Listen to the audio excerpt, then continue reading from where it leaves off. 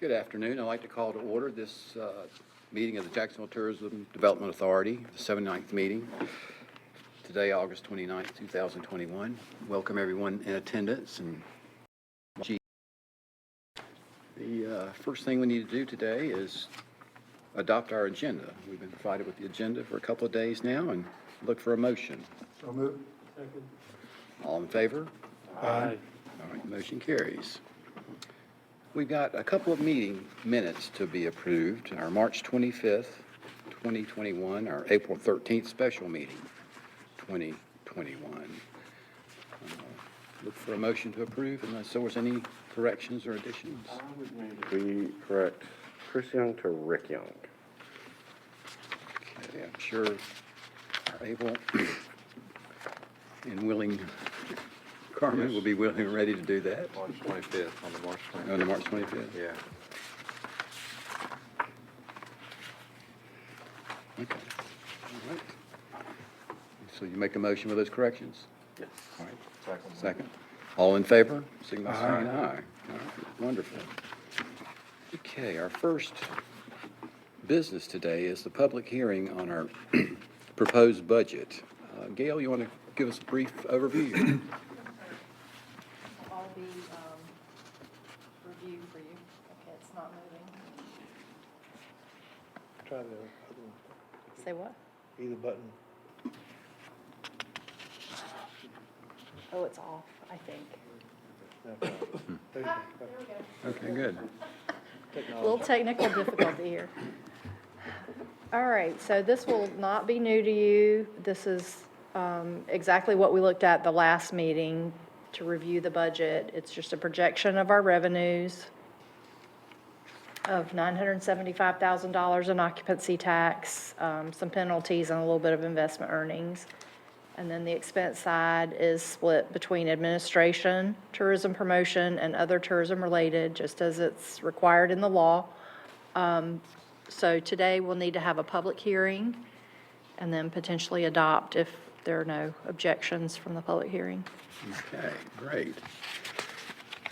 Any questions? We've been over this enough. I think everybody understands the proposed budget. And I had someone mention today that this could be drawn out with a public hearing, but told them that Phil Lane and Herschel Brown had passed, so we most likely will not have any comment, but we do need to recess the regular meeting and open the floor for a public hearing on our 2022 budget.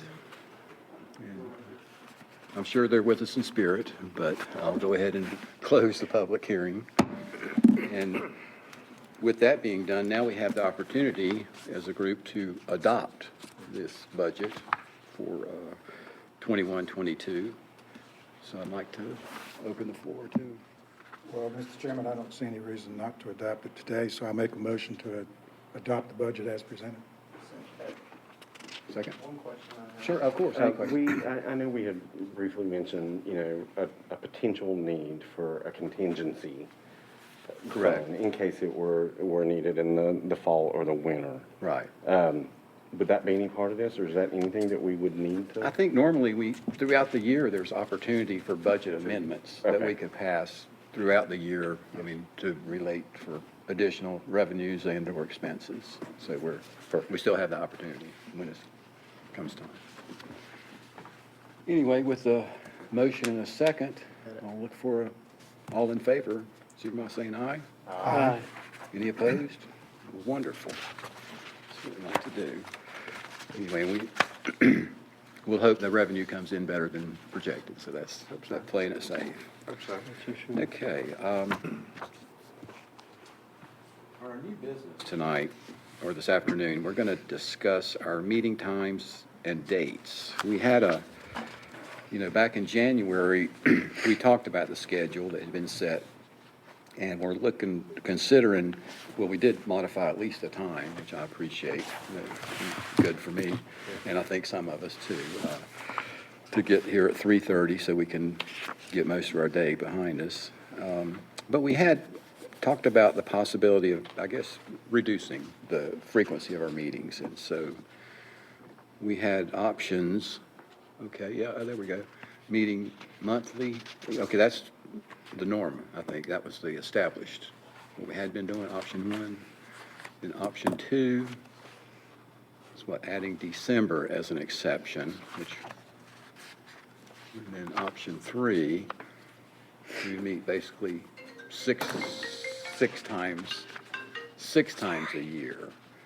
I know at first, obviously, we weren't ready to make any decision back then, but we want to go ahead and revisit this and have any of us formulated any opinions, thoughts, desires. Chris, you want to start? Yeah, I mean, I feel like monthly. You like that? I do. I appreciate the information that we get. I think particularly right now, I think Teresa and Susan, I think there's a lot of good updates and a potential for more acute changes in the fall and the winter. Okay. So I like the monthly, and I appreciate the information that we get in some, a little bit more real time. So you want option four, basically? Without any months off, is that? You want to meet monthly. You're saying you want to meet every month, so. Well, I mean, you know, it's not that I'm opposed to certain months that are exempt from that, but this particular year, I think it might be a little more relevant than at any other given time. You like that one, or would you rather? I mean, you know, I'm open to it. I mean, if we go with this option to where July, August, and December are exempt and not on the calendar, and for some reason we need to meet in those months, I guess we could still go ahead and. Oh, sure. Yeah, we have that option always, to add a meeting. So Add a meeting. I'm good with that. I mean, Okay. Ken, what are you thinking? Like, Well, to be honest with you, I like every other month, and one of the reasons is we can always call a special meeting if we had some information. My one question is, if we go to a different schedule and we have ad hoc meetings in between, are the ad hoc meetings, if we have information either to disperse or talk about, do we need to wait on those, or would that be an occasion to have a special meeting? The thing about meeting every other month is we can always amend that.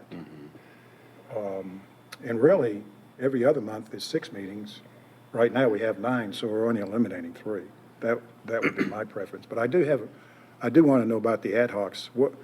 What is the feeling about how often the ad hocs would meet? Is that going to be entirely up to the ad hoc committee themselves? Yes, sir. Okay.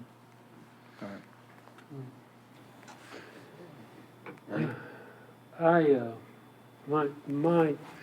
My feeling is, I think I like the proposal in the beginning of every other month.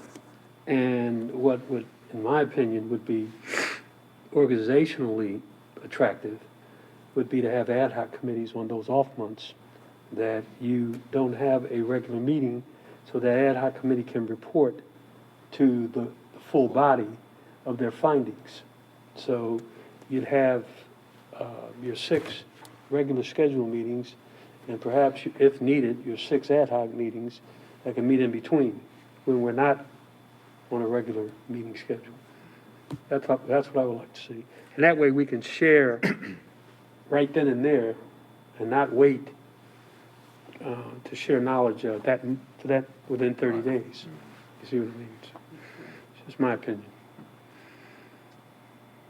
I truly don't have much of a preference, but if we do the every other month, I'd like to have the offsetting with the ad hoc. That way you're still meeting every month, it's just in a different format.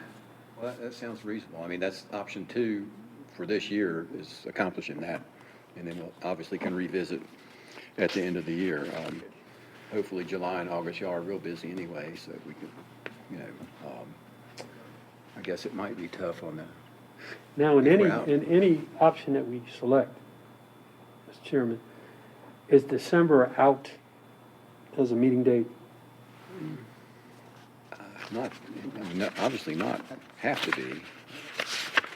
And we got a, oh, I think it was it always traditionally an off? Yeah. Okay, yeah, okay. yeah. Traditionally, we do not meet. Traditionally in December, right? Yes, Yeah. I would think. So you'd stagger the schedule to where December would be an off month. I mean, Right. it started February, I guess.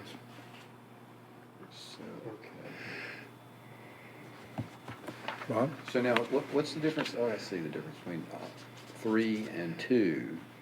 You July, August, and you got- December. Well, you got, Just right, two. oh, this, oh, you're starting every other month right now. Okay, so, June, August, and October, and December.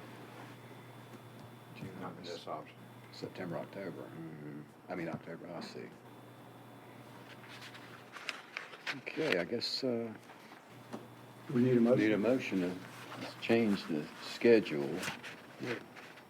Now, show me 2 again, please. Option 2. Two, Richard. Oh, I see, accept. Okay.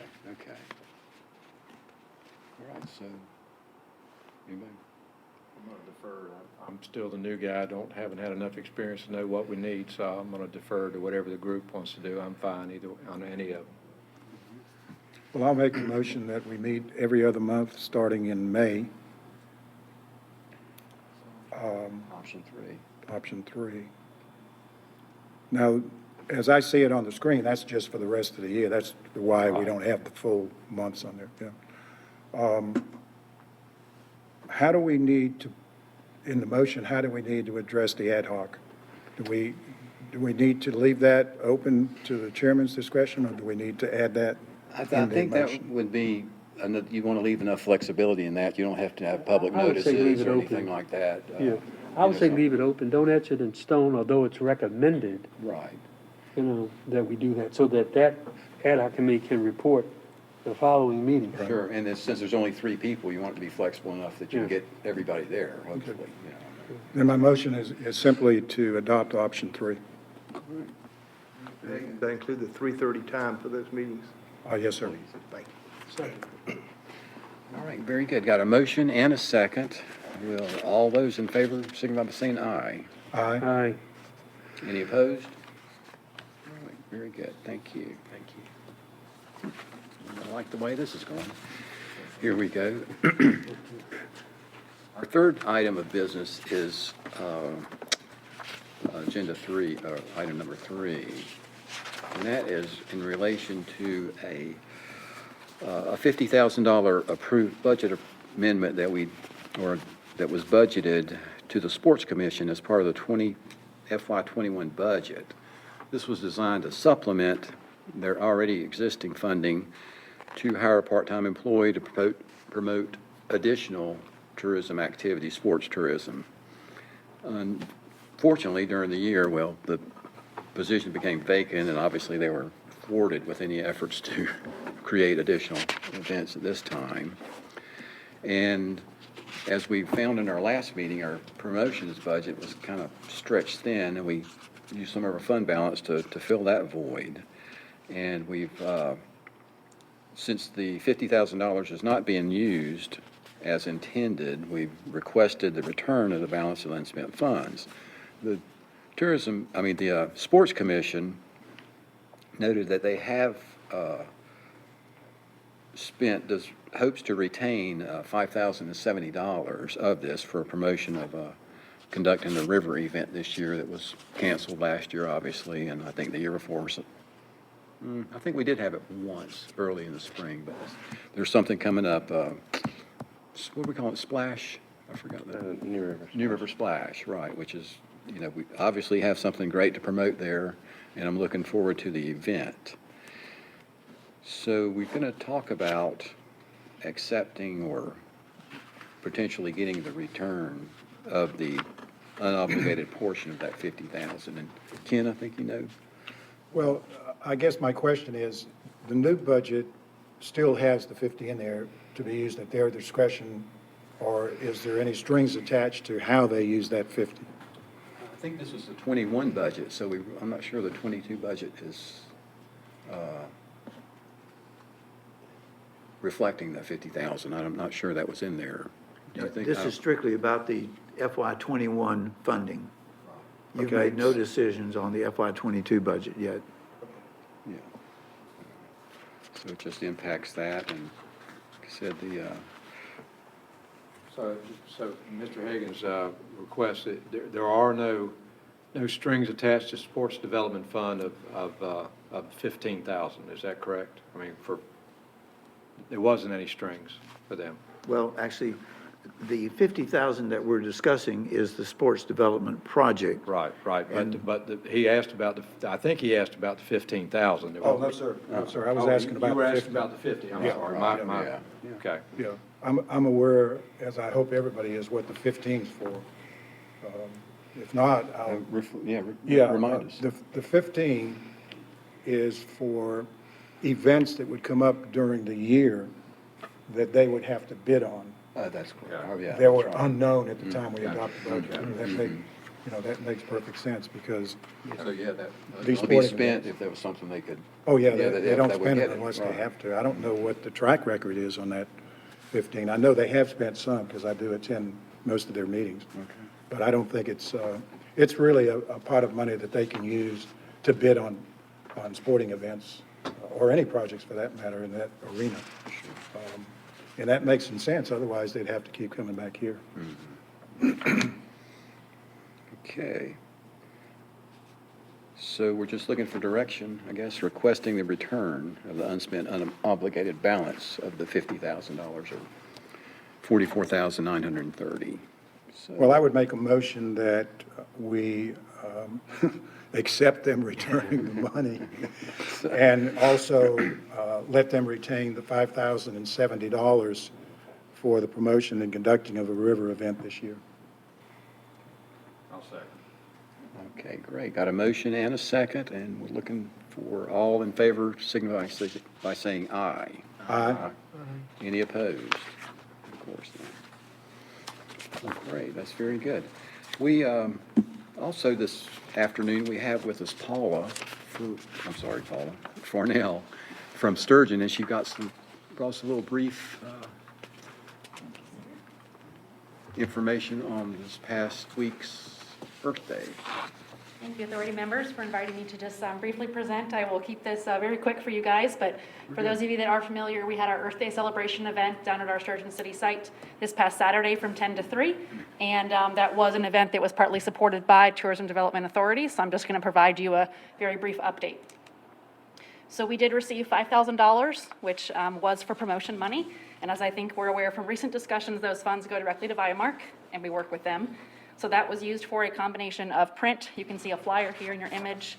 We also did social media marketing with that, and we were able to get some digital billboard slots, and we also put out some radio ads for about 10 to 14 days leading up to the event. So that was what the $5,000 went towards.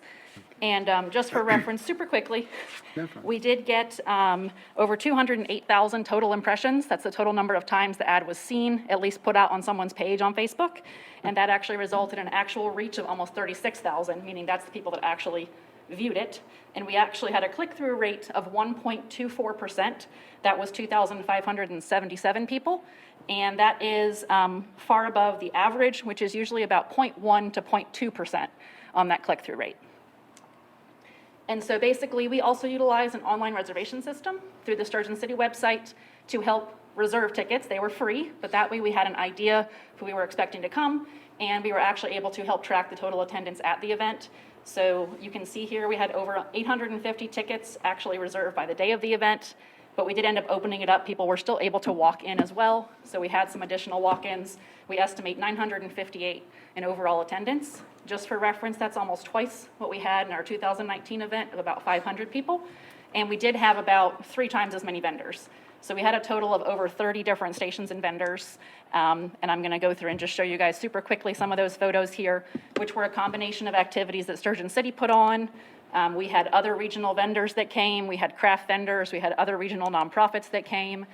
We put out different things for the students to do. You can see here, these are a lot of our inside stations. So of course, this year, for the first time, we were able to use both our facility indoors and the outdoor space at our site.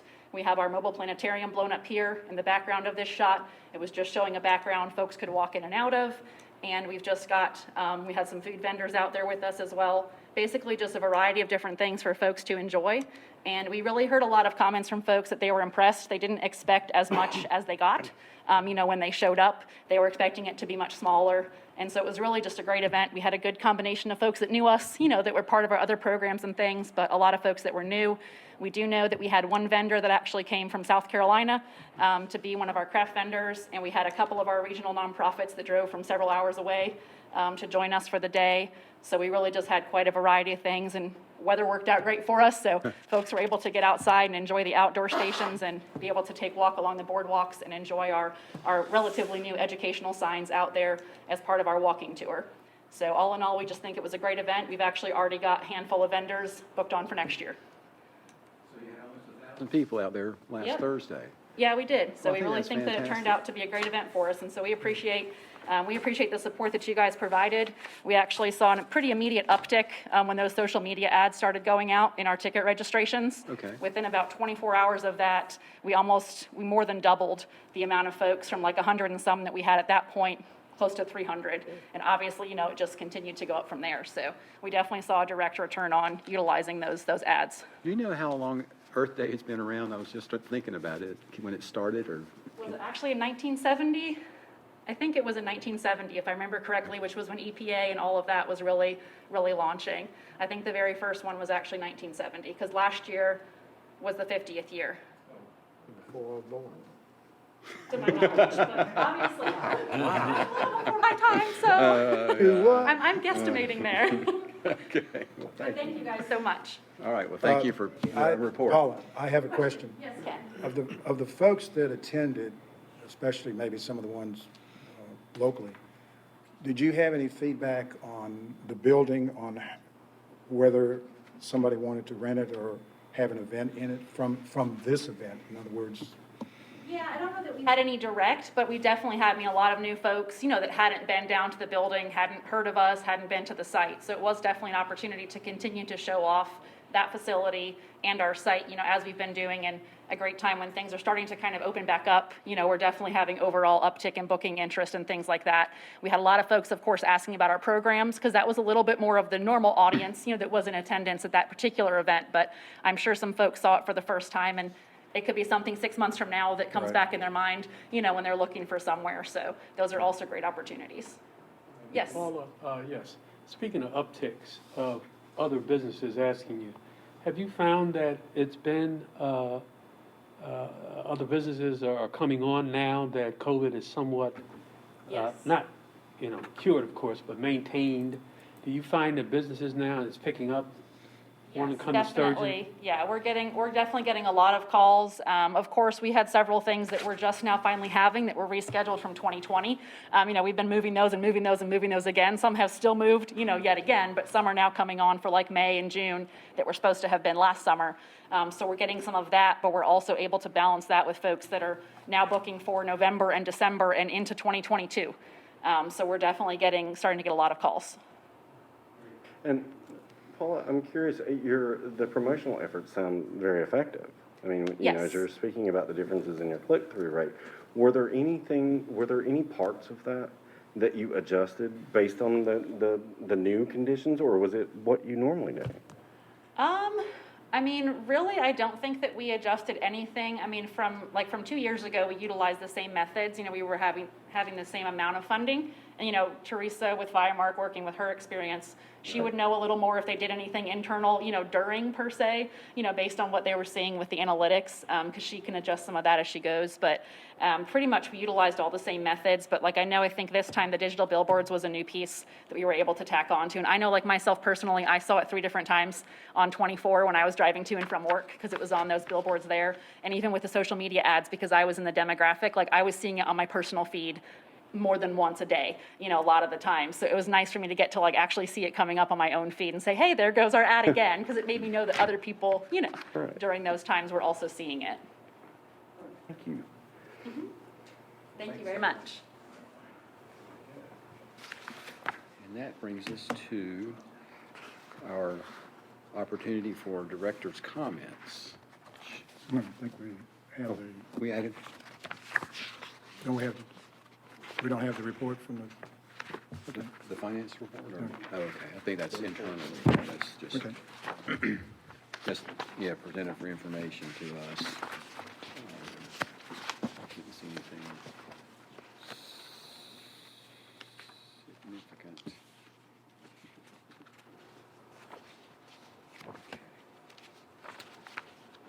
Right then, so like I said, any comments from our directors this afternoon? Are we gonna, is there any report on, I see we got attachment B here, which is the financial summary report. Have we already heard that, I guess? I think we're just including that for our information as opposed to having it presented every meeting. Revenues and expenditures. And Right, I mean, we right. can pretty much read that. Yeah, it's, I mean, the revenue's coming, you've got 3/4 of the year done, and you've got 3/4 of the revenue, or 72%. It's not 75%, so, per se, so that's pretty close. We've obviously Okay. got a little more administration and the other things, but we're still looking pretty positive for the year as far as in general, dollar-wise. Okay. All right. So no additional comments? We can move to an adjournment, a motion for adjournment. So moved. All right. All in favor? Aye. Aye. Opposed? Well, you're welcome to stay, don't worry. Okay, with that, we'll conclude this meeting of the Jacksonville Tourism